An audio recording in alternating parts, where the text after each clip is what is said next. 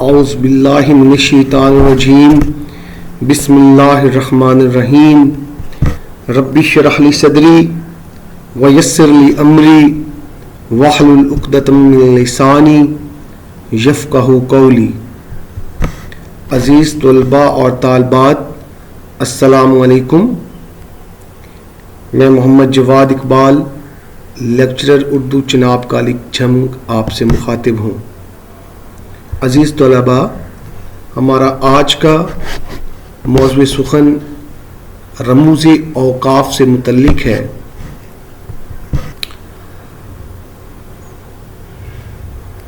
رموز اوقاف کا لغوی معنی درج ذیل ہے۔ رموز رمز کی جمع، جبکہ اوقاف وقف کی جمع ہے۔ رمز کا معنی نشانی یا علامت کے ہیں، جبکہ وقف کا معنی رکنا یا ٹھہرنا کے ہیں۔ فقرے میں رکنے یا ٹھہرنے کی علامتیں رموز اوقاف کہلاتی ہیں۔ اصطلاحی معنوں میں کلام یا جملوں کو ایک دوسرے سے الگ سمجھنے اور جدا کرنے کے لیے جو علامات استعمال کی جاتی ہیں انہیں رموز اوقاف کہتے ہیں۔ رموز اوقاف کے استعمال کی ضرورت کیوں کر پیش آتی ہے؟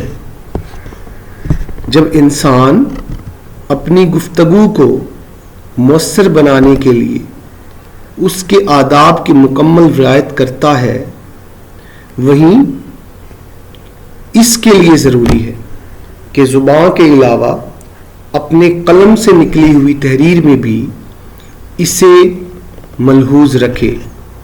بعض اوقات رموز اوقاف کا درست استعمال نہ کرنے سے فقرہ کے معنی اور مفہوم میں یکسر تبدیلی واقع ہو جاتی ہے۔ اس کی ایک مثال ملاحظہ کیجیے۔ ٹھہرو مت جاؤ ایک فقرہ ہے۔ اس فقرہ کو ہم دو طریقوں سے ادا کریں گے۔ نمبر 1، ٹھہرو مت جاؤ۔ نمبر 2، ٹھہرو مت جاؤ۔ عزیز طلباء، آپ دیکھ رہے ہیں کہ علامتوں کے استعمال کے فرق سے فقرے کی نوعیت تبدیل ہو چکی ہے۔ فقرہ نمبر 1 میں رکنے کی تاکید کی گئی ہے، جبکہ فقرہ نمبر 2 میں جانے کی تاکید کی گئی ہے۔ اس سے ظاہر ہوتا ہے کہ رموز اوقاف کا استعمال فقرے کے معنوں کو کہاں سے کہاں پر لے جاتا ہے۔ عزیز طلباء، سال دوم کی درسی کتاب کے صفحہ نمبر 25 پر درج ہے کہ رموز اوقاف کی علامتوں کے بغیر تحریر میں نکھار نہیں آتا۔ یہ دراصل وہ علامتیں ہیں جو ایک جملے کو دوسرے جملے سے یا کسی جملے کے ایک حصے کو دوسرے حصوں سے علیحدہ کریں۔ رموز اوقاف کی مدد سے پڑھنے والے کو معلوم ہو جاتا ہے کہ جملوں کو کس طرح پڑھنا ہے یا جملے کے کس حصے کو کس طرح ادا کرنا ہے، اور کہاں کہاں اور کس قدر توقف کرنا ہے۔ اگر یہ علامتیں نہ ہوں تو عبارت الفاظ و حروف کا ملغوبہ بن کر رہ جائے اور اس کا مفہوم سمجھنے میں دشواری پیش آئے۔ ان کے نہ ہونے سے عبارت کے خلط ملط ہونے کا اندیشہ بھی رہتا ہے۔ رموز اوقاف کا فائدہ یہ ہے کہ ان کی وجہ سے پڑھنا آسان ہو جاتا ہے، نظر کو سکون ملتا ہے اور پڑھنے والا ہر جملے کے ہر جزو کی اہمیت جان لیتا ہے۔ رموز اوقاف کا آغاز بغداد، دمشق اور اندلس کے عرب علماء نے کیا۔ اہل یورپ نے علماء اندلس کی تقلید کی اور تھوڑے سے تغیر سے انہی اوقاف کو اپنے یہاں رائج کر لیا۔ آج دنیا کی کم و بیش ہر علمی اور ادبی زبان میں رموز اوقاف کے طور پر کچھ نہ کچھ علامتیں مقرر اور مستعمل ہیں۔ اردو میں اس مقصد کے لیے جو علامتیں استعمال کی جاتی ہیں ان کے نام اور شکلیں حسب ذیل ہیں۔ نمبر 1، سکتہ یا وقف خفیف۔ نمبر 2، وقفہ یا نصف وقف۔ نمبر 3، رابطہ یا وقف لازم۔ نمبر 4، ختمہ یا وقف مطلق۔ نمبر 5، تفصیلیہ یا علامت ذیل۔ نمبر 6، استفہامیہ یا سوالیہ۔ نمبر 7، ندائیہ، فجائیہ یا استعجابیہ۔ نمبر 8، واوین۔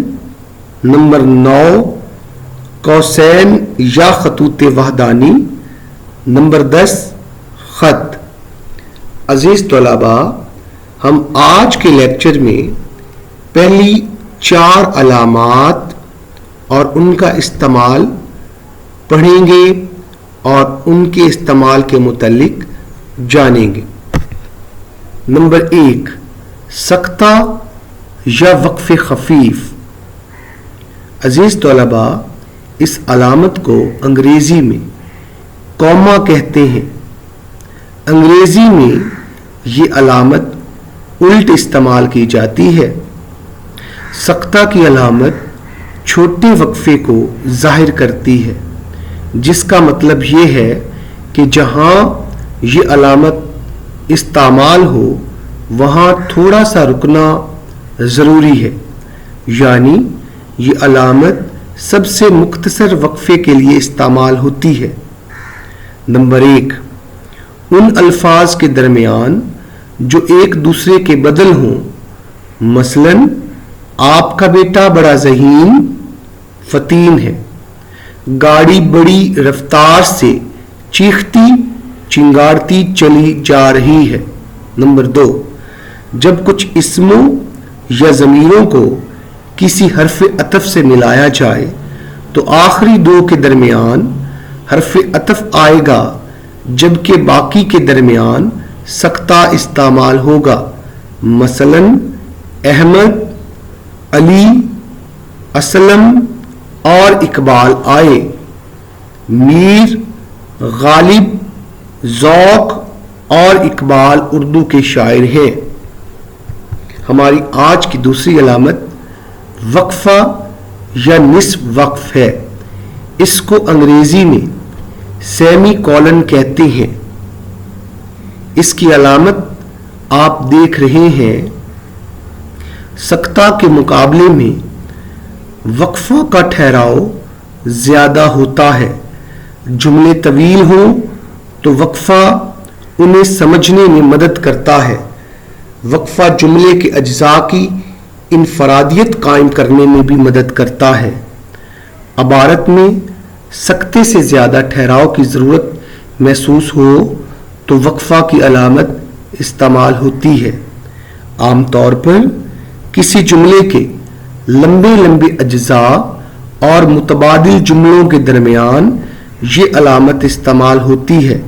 مثلاً لاہور پنجاب کا، کراچی سندھ کا، کوئٹہ بلوچستان کا اور پشاور سرحد کا دارالحکومت ہے۔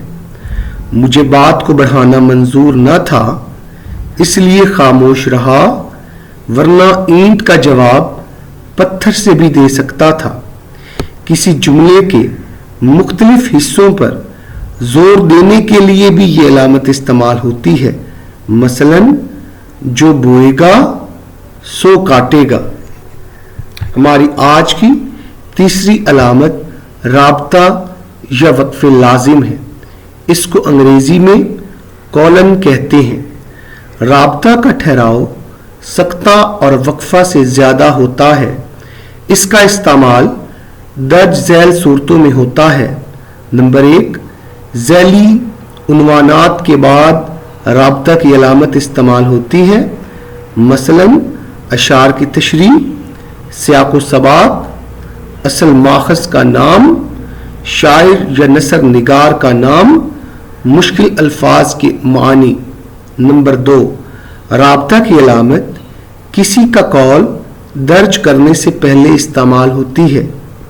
رسول اللہ صلی اللہ علیہ وآلہ وسلم نے فرمایا، اعمال کا دار و مدار نیتوں پر ہے۔ کسی دانا کا قول ہے، نیکی کر دریا میں ڈال۔ عزیز طلباء، ہماری آج کی چوتھی علامت ختمہ یا وقف مطلق ہے، جس کو انگریزی میں فل سٹاپ کہتے ہیں۔ یہ سب سے زیادہ وقفے کی علامت ہے۔ یہ چھوٹا سا خط کسی جملے کے خاتمے کا اعلان ہے جو ایک جملے کو دوسرے جملے سے جدا کرتا ہے۔ یہ علامت کسی بھی فقرے کے اختتام پر استعمال ہوتی ہے، مثلاً مجھے کل لاہور جانا ہے۔ نمبر 2، مخففات میں اس علامت کا استعمال کیا جاتا ہے، مثلاً اسلم نے BA کر رکھا ہے۔ نمبر 3، سرکاری یا نیم سرکاری خط و خطابت میں مراسلہ نمبر لکھتے ہوئے بھی اس علامت کا استعمال کیا جاتا ہے، جس کی مثال آپ نیچے ملاحظہ کر رہے ہیں۔ عزیز طلباء، ان علامتوں کو یاد کرنے کے لیے اس تصویر کو ذہن نشین کر لیں اور پہلی 4 علامتیں اس ترتیب سے یاد کریں۔ آپ دیکھ رہے ہیں کہ اگر ہم ٹھہراؤ کو 4 حصوں میں تقسیم کریں تو پہلا حصہ سکتہ، دوسرا حصہ وقفہ، تیسرا حصہ رابطہ اور چوتھا حصہ ختمہ ہے۔ یعنی سب سے مختصر ٹھہراؤ سکتہ، سکتہ سے زیادہ ٹھہراؤ وقفہ یا نصف وقف، اور سکتہ اور وقفہ سے زیادہ ٹھہراؤ رابطہ، جبکہ سکتہ، وقفہ، رابطہ اور سکتہ، وقفہ اور رابطہ سے زیادہ ٹھہراؤ ختمہ ہے، جہاں پہ ٹھہراؤ اختتام پذیر ہو جاتا ہے۔ تو ان 4 علامتوں کو اس ترتیب سے یاد کریں اور اس شکل کو بھی ذہن نشین رکھیں، جس سے آپ کو یہ علامتیں یاد کرنے میں آسانی ہوگی۔ انشاءاللہ ہم اگلے لیکچر میں باقی کی علامتوں کے متعلق جانیں گے۔ اپنا خیال رکھیں اور دعاؤں میں یاد رکھیں۔ فی امان اللہ۔